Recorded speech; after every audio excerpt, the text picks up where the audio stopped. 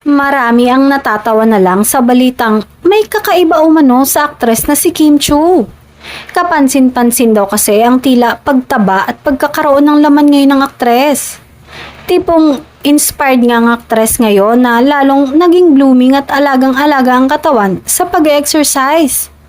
At syempre, hindi naman maiiwasan na may mga umiintriga sa aktres na di umano ay buntis ito ngayon sa aktor at rumored boyfriend na si Paolo Avellino. Pero say ng mga true fans ay napakalabong mangyari lalo na sa kanilang idolo na may pinaniniwalaang pagdating sa ganoong aspeto.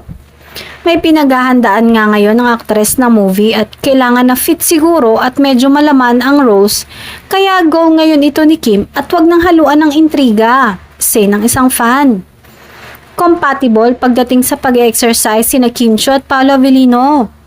Kamakailan lang ay nag-viral ang video kung saan makikitang sabay silang nag-morning workout. Ika nga nito, jogging is the easiest way to exercise. Masarap sa ibang bansa kasi bagong tanawin yung nakikita mo. Mas nakikilala mo rin yung lugar. Saad ni Paolo sa panayam ni MJ Felipe. Say naman ni Kim, nagkataon na pareho pala sila ni Paolo na mahilig mag-jogging.